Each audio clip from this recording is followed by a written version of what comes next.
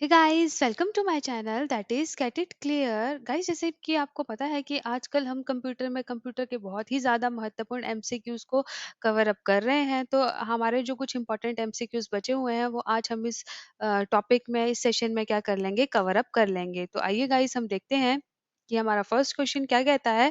Question number 1, the following figure shows a dash gate. Guys, यहाँ पर मैंने आपको फिगर मेंशन कर दी है। ये कौन से गेट को बता रही है। नंबर 1 पर है आपका नॉर गेट, बी पर है आपका नैंड गेट, सी पर है आपका एक्सॉर गेट और डी पर है आपका और गेट। तो बताइए फ्रेंड्स, ये कौन सा है, कौन सा गेट है आपका। गाइस, ये है आपका नॉर गेट। यहाँ पर गाइस हम जान लेते हैं कि ये जो फिगर है आपकी, ये किसकी है गाइस, नॉर गेट की है।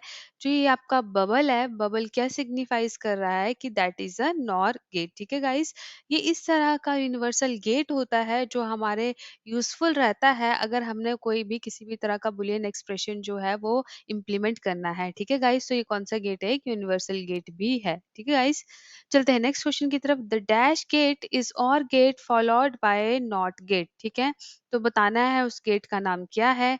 नैंड गेट है, एक्सऑर गेट है, नॉर गेट है या एक्स नॉर गेट है, that is exclusive NOR gate. ठीक है गाइस, तो आपने बताना है कि कौन सा गेट है ये यहाँ पर। गाइस, ये है आपका नॉर गेट। मैंने जब आपको गेट्स पढ़ाए थे तो उसमें मैंने आपको ये वाली चीज बताई थी। ठीक है गाइस, तो चलो हम यहाँ पर जान लेते हैं। जिस तरह मैंने बताया कि आपका जो नॉर गेट होता है एक यूनिवर्सल गेट होता है, जो आपका क्या होता है, और गेट और फॉलोड बाय किस गेट के द्वारा होता है, ये नॉट गेट के द्वारा। ठीक है गाइस, तो यहाँ पर आपको बोलते हैं कि therefore reverse the output obtain by an OR gate. ठीक है, तो जो जहाँ पर मैं आपको बताऊंगी, यहाँ पर इसकी देखो गाइस, यहाँ पर आप देख सकते हो कि आपका जो है वो नॉर गेट है। ठीक है, तो यहाँ पर क्या होता है, आपको पता है कि यहाँ पर दो इनपुट्स है यहाँ पर, और यहाँ पर एक क्या है, आउटपुट है। ठीक है गाइस, तो यहाँ पर आपका बुलियन एक्सप्रेशन यहाँ पर आप देख सकते हो, Q is equals to A plus B का क्या है यहाँ पर गाइस, यहाँ पर उसका रिवर्स है। ठीक है, तो रिवर्स का मतलब क्या है, जब आप a प्लस बी करोगे तो क्या होता है, 0 प्लस 0 तो 0 होगा। बट यहाँ पर आप देख सकते हो, यहाँ पर क्या लिखा है, एक लिखा है, मतलब क्या है गाइस, ये इन्वर्स हो चुका है। तो इस चीज का आपने ध्यान रखना है। ठीक है, तभी तो यहाँ पर लिखा है कि it therefore reverses the output obtain by an OR gate. ठीक है, तो ये क्या कर देता है, रिवर्स कर देता है। इस चीज को आपने ध्यान रखना है। ठीक है, question number 3, the expression of NAND gate is. तो क्या होंगे गाइस, आपका ए होगा, बी होगा, सी होगा या डी होगा। ठीक है गाइस, गाइस यहाँ पर जो इसका एक्सप्रेशन होगा वो आपको ऑप्शन सी वाला होगा। और यहाँ पर देख लेते हैं गाइस, जो हमारा नैंड गेट होता है is an AND gate followed by NOT gate. ठीक है guys, therefore inverts the output of AND gate, मतलब जो एंड गेट की आउटपुट होगी उसको क्या कर देगा, ये इन्वर्ट कर देगा। ठीक है, और आपका नैंड गेट जो होता है गाइस, ये आपका यूनिवर्सल गेट होता है। तो यहाँ पर आप देख सकते हो, यहाँ पर मैंने जो आपके लिए इनपुट ली है वो आपकी किसके लिए, दो इनपुट ली है। ठीक है, आपको पता है कि आपके जो एंड गेट होता है वो आपका दो इनपुट लेता है और नैंड गेट भी आपका दो इनपुट लेता है। तो यहाँ पर देखो, जनरली ए और बी दो इनपुट दी है। ठीक है, अगर आप इसका बूलियन अलजेब्रा कैलकुलेट करोगे तो Q is equals to B dot A, मतलब मल्टीप्लीकेशन। आपको पता है ना कि आपका जो एंड गेट होता है उसका बूलियन एक्सप्रेशन क्या रहता है। ठीक है, और आपका नैंड गेट का बूलियन एक्सप्रेशन क्या रहता है, ये दोनों चीजें मैंने आपको बताई है। गाइज, ये वाला जो सिंबल होता है ये जनरली आपका इन्वर्टर का होता है, इन्वर्ट्स का होता है, और आप ये भी यूज कर सकते हैं और आप ये भी यूज करते हैं। इन दोनों में कंफ्यूज होने की जरूरत नहीं है। तो गाइज, यहाँ पर भी आप देख सकते हो कि अगर मैं बी डॉट ए, मतलब बी मल्टीप्लाई बाय ए करूं, ठीक है, तो क्या होता है, 0 × 0 is equal to 0। But guys, यहाँ पर ये इन्वर्टर है तो यहाँ पर 0 का इन्वर्टर क्या हो जाएगा, 1 हो जाएगा। ठीक है गाइज, तो आपने या ध्यान रखना है कि ये क्या करता है, इन्वर्ट्स करता है आउटपुट ऑफ एंड गेट की। ठीक है, चलते हैं नेक्स्ट क्वेश्चन की तरफ। If the control signals are generated by combinational logic, then they are generated by a type of dash control unit. तो वो कौन सा टाइप होगा, ए है आपका माइक्रो प्रोग्राम, बी है आपका सॉफ्टवेयर, सी है आपका लॉजिक और डी है आपका हार्डवेयर। ठीक है गाइस, तो आपने बताना है कि वो कौन सा टाइप होगा आपका कंट्रोल्ड यूनिट का। ठीक है। तो गाइज ये होगा आपका हार्डवायर्ड का। चलो हम देख लेते हैं इस कंसेप्ट को। गाइज यहाँ पर बोल के रखा है कि जो आपका मेन टास्क होता है कंट्रोल यूनिट का is to generate control signals. क्या करता है वो जब जनरेट करता है कंट्रोल सिग्नल्स को, तो उसके जनरली दो टाइप्स होते हैं, ठीक है। Two types of control units होते हैं उसके। नंबर वन होता है आपका हार्ड वायर्ड कंट्रोल यूनिट, जो क्या करता है, जनरेट करता है कंट्रोल सिग्नल को। क्या चीज को यूज करके? गाइस वो यूज करता है आपका कॉम्बिनेशनल लॉजिक सर्किट को, जहां पर गाइस यहाँ पर बोल के भी लिखा है कि if control signals are generated by combinational logic circuit तो then they are generated by a type. वो कौन सी टाइप का होगा गाइस? वो होगा आपका हार्ड वायर्ड का, ठीक है। तो आपने याद रखना है कि वो होगा हार्ड वायर्ड कंट्रोल यूनिट। दूसरा बोल के रखा है कि आपका जो माइक्रो प्रोग्राम्ड कंट्रोल यूनिट होते हैं वो जनरेट करते हैं control signal by using some softwares. तो ये दोनों में जो था वो डिफरेंस था और आपको यहाँ पर पता होना चाहिए था। गाइस फिफ्थ क्वेश्चन है, a set of micro instruction for a single machine instruction is called. क्या बोलेंगे आप उसको? प्रोग्राम बोलेंगे, कमांड बोलेंगे, माइक्रो प्रोग्राम बोलेंगे या माइक्रो कमांड बोलेंगे guys? A set of micro instruction for single machine instruction क्या कहलाया जाएगा? गाइज ये कहलाया जाएगा आपका माइक्रो प्रोग्राम। तो चलो इसके बारे में हम जान लेते हैं। यहाँ पर लिखा गया है कि फॉर एवरी, जो भी हमारी हर हर माइक्रो ऑपरेशन होता है तो क्या होता है उसके लिए सेट ऑफ माइक्रो इंस्ट्रक्शंस होते हैं जो हमने लिखे होते हैं, और वो क्या इंडिकेट करते हैं कि हमारे कंट्रोल सिग्नल जो है वो एक्टिवेट हो चुके हैं, ठीक है। जो सेट जो हमारा सेट होता है माइक्रो इंस्ट्रक्शन का उसको क्या बोलते हैं गाइस? माइक्रो प्रोग्राम बोलते हैं, ठीक है। तो जैसे कि आपको पता है कि जो एड्रेस होता है नेक्स्ट माइक्रो इंस्ट्रक्शन का वो किसके द्वारा गिवन किया जाता है? माइक्रो प्रोग्राम काउंटर द्वारा, ठीक है गाइस। चलते हैं नेक्स्ट क्वेश्चन की तरफ। स्टोरेज विच स्टोर्स और retains data after power off is called. तो क्या बोलोगे आप उसको? वोलेटाइल स्टोरेज बोलोगे, नॉन वोलेटाइल स्टोरेज बोलोगे, सिक्वेंशियल स्टोरेज बोलोगे, डायरेक्ट स्टोरेज बोलोगे या नन ऑफ दिस बोलेंगे? गाइज यहाँ पर ध्यान देने वाली बात यह है कि विच स्टोर और retain data after power off, ठीक है गाइज। यहीं से ही आपका क्वेश्चन जो है वो पलटी खा रहा है। तो गाइज यहाँ पर देख के रखिए, देखो यहाँ पर आपकी कौन सी स्टोरेज होती है गाइस? नॉन वोलेटाइल स्टोरेज होती है। इसके बारे में मैंने आपको ट्यूटोरियल में बताया है, तो आपने वहां से ही चीजें क्लियर कर लेनी है, ठीक है गाइस। चलते हैं नेक्स्ट क्वेश्चन की तरफ। A permanent memory which holds data and instruction from startup the computer and does not erase data after switch off। तो बताइए गाइस क्या है? नंबर वन पर है नेटवर्क इंटरफेस कार्ड, सीपीयू है, रैम है, रोम है या नन ऑफ दीज। गाइस ये जो है आपकी वो रोम है, ठीक है गाइस, जिसको हम क्या बोलते हैं? रीड ओनली मेमोरी भी बोलते हैं, ठीक है guys. Question number eight, which of the following memories must be refreshed many times per second. कौन सी मेमोरी है? ई प्रोम है, रोम है, स्टैटिक रैम है, डायनेमिक रैम है। गाइज मैंने इन सब के बारे में आपको बहुत ही ज्यादा अच्छे तरीके से ट्यूटोरियल में पढ़ाया है। अगर आपने वो चीज पढ़ी है तो वो आप ये वाला क्वेश्चन आपका कभी गलत नहीं हो सकता, ठीक है गाइस। तो वो है गाइस आपकी डायनेमिक रैम। यहाँ पर देख लीजिए डायनेमिक रैम, डी रैम जो होती है उसको हम डायनेमिक और एक्टिव रैम भी बोलते हैं, ठीक है, because it must be refresh all the time. मैंने आपको बताया था कि इसको रिफ्रेश करने की हमें जो होती है वो ज़रूरत होती है। ये क्या करती है? आपके डेटा को लूज़ कर देती है जब आपका इसमें डेटा का लॉस हो जाता है, जब इसमें पावर जो हो जाती है वो रिमूव्ड हो जाती है, ठीक है। इसको क्या बोलते हैं गाइस? हम एक वॉलेटाइल मेमोरी भी बोलते हैं, और ये किससे बनी होती है? Millions of very very small capacitor से ये क्या होती है? बनी होती है। तो इस चीज़ का आपने ध्यान रखना है। Question number 9. Dash is a memory management technique in which process address space is broken into blocks of same size. तो वो कौन सी टेक्निक है गाइस? फ्रेगमेंटेशन है, फ्रेम्स है, पेजिंग है या एड्रेस ट्रांसलेशन है? तो गाइस वो है आपकी पेजिंग। यहाँ पर देख सकते हैं कि paging is a memory. Guys paging एक ऐसा मेमोरी मैनेजमेंट टेक्निक होता है, ठीक है, जिसमें क्या होता है? आपका जो एड्रेस स्पेस होता है वो आपका ब्रोकन होता है ब्लॉक्स में, और वो ब्लॉक्स जो होते हैं वो सेम साइज के होते हैं, जिसको हम क्या कहते हैं गाइस? पेजेस कहते हैं। तो इस चीज का आपने ध्यान रखना है। Question number 10, what is the permanent memory built into your computer called? RAM, ROM, CPU, CD ROM, none of these. Guys कौन सी है इसमें से?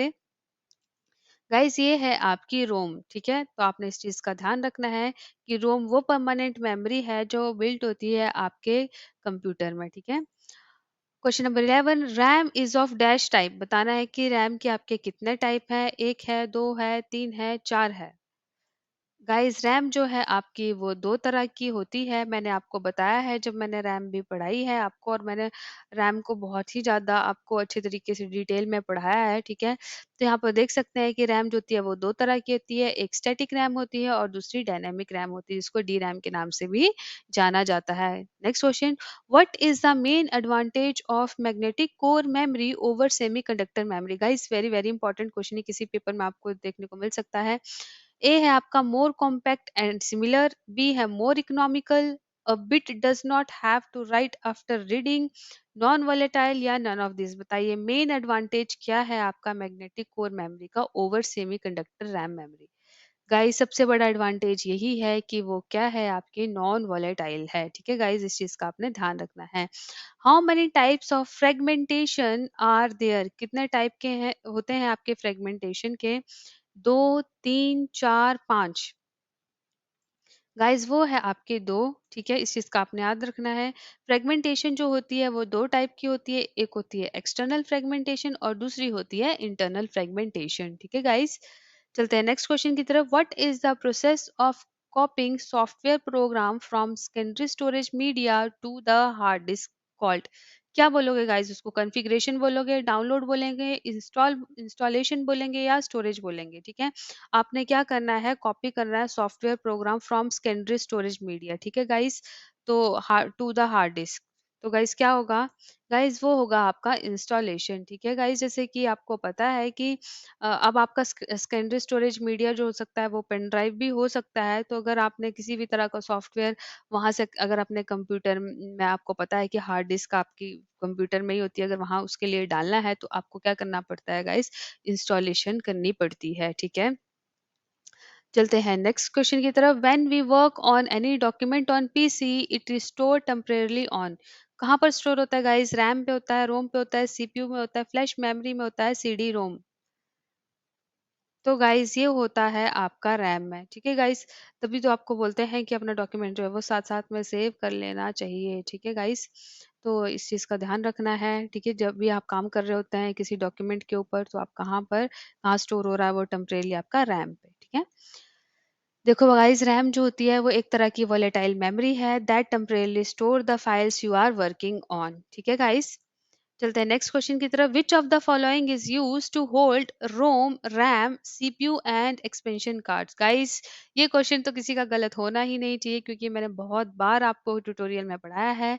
ए है कंप्यूटर बस, बी है मदरबोर्ड, सी है आपके कैश मेमोरीज, डी है ऑल ऑफ दीज और ई है नन ऑफ दीज। तो बताइए कहाँ पर होती हैं ये चीजें आपकी? गाइस इसका आंसर जो है वो है मदरबोर्ड, और यहाँ पर देख सकते हो आपकी सारी की सारी चीजें आपको कहाँ पर मिलेंगी? मदरबोर्ड के अंदर ही मिलेंगी। देखो चाहे वो एक्सपेंशन स्लॉट हो, रोम हो, रैम हो, ठीक है? तो ये आपकी सारी की सारी कहाँ, सीपीयू सॉकेट यहाँ पर आपको दिख रहा है, तो कहाँ होता है गाइस? ये आपका सारा का सारा मदरबोर्ड पे होता है, ठीक है? Virtual memory is क्या है guys? A memory on the hard disk that the CPU uses an extended RAM. B है only necessary if you do not have any RAM in your computer. A backup device for floppy disk या none of these. Virtual memory guys इसके ऊपर बहुत बार जो है वो paper में question देखने को मिलता है। तो बताना है आपने इसका आंसर क्या है। गाइस ये है आपका, देखो virtual memory is memory on the hard disc that CPU uses N extended RAM. तो आइए इसके बारे में हम जान लेते हैं। गाइस जो आपका कंप्यूटर होता है वो रोम मेमोरी को किस लिए यूज करता है? आपका कंप्यूटर को स्टार्ट करने के लिए, ठीक है? जिस जिस इंस्ट्रक्शन की आपको जरूरत होती है, ठीक है? अब बात करते हैं हम वर्चुअल मेमोरी। गाइस वो वर्चुअल मेमोरी जो होती है वो आपकी स्टोर होती है सेकेंडरी स्टोरेज में, ठीक है? और टिपिकली बात करें तो वो आपको कहाँ मिलेगी? हार्ड ड्राइव के अंदर मिलेगी। इसका यूज़ जो होता है वो तब होता है जब रैम जो होती है आपकी फुल हो जाती है। गाइस कभी-कभी हम जो होता है वो कंप्यूटर से पे इतना ज़्यादा लोड डाल देते हैं कि हमारी रैम जो जाती है ना? तो वो किसी कारण फुल हो जाती है। तो उसका आपको होता है कि अगर रैम आपकी कम, मतलब रैम में अगर स्पेस नहीं बचेगा, है ना? तो रैम क्या कर आपका कंप्यूटर की स्पीड पे सीधा का सीधा क्या कर देगी? फ़र्क डाल देगी। तो इस कारण से क्या होता है, हमने कहाँ रख वर्चुअल मेमोरी जो होती है वो कहाँ पर रखी होती है आपकी? हार्ड ड्राइव में अवेलेबल होती है कि अगर इन केस ऐसा हो जाए तो वहाँ से वो जो आपका कंप्यूटर जो है वो वहाँ पर मैनेज कर ले उस चीज़ को, ठीक है गाइस? तो इस चीज़ के लिए हमने यहाँ पर वर्चुअल मेमोरी का यूज़ करते हैं, ठीक है? Question number 18, breaking logical memory into blocks of same size is क्या बोलेंगे गाइस? उसको हम फ्रेम्स बोलेंगे, सेगमेंट्स बोलेंगे, पैकेट्स बोलेंगे, पेजेस बोलेंगे। तो गाइस क्या बोलेंगे हम? गाइस उसको हम पेजेस बोलेंगे। ठीक है गाइस, यहाँ पर देखो बोल के भी रखा है कि लॉजिकल मेमोरी जो होती है वो ब्रोकन होती है हमारे ब्लॉक्स में, और वो जो ब्लॉक्स जो होते हैं वो सेम साइज के होते हैं, जिसको हम क्या बोलते हैं? पेजेस बोलते हैं। ठीक है गाइस, बोलते हैं कि जब हमारा प्रोसेस जो होता है वो एग्जीक्यूट होता है, और हमारे पेजेस जो होते हैं वो बैकिंग स्टोर से लोड होते हैं, कहाँ पर guys? Any available memory frame में। ठीक है, तो इस चीज का आपने ध्यान रखना है। और जो बैकिंग स्टोर होते हैं वो डिवाइडेड होते हैं हमारे फिक्स साइज ब्लॉक्स में, और जो उनका साइज जो होता है वो सेम होता है। ठीक है, यहाँ पर बोल के रखा है that are same sizes as the memory frames. ठीक है, तो आपने इस चीज का ध्यान रखना है। Question number 19, half byte is known as क्या बोलेंगे गाइस? उसको डेटा बोलेंगे, बिट बोलेंगे, हाफ बाइट बोलेंगे, निबल बोलेंगे, नन ऑफ दीज।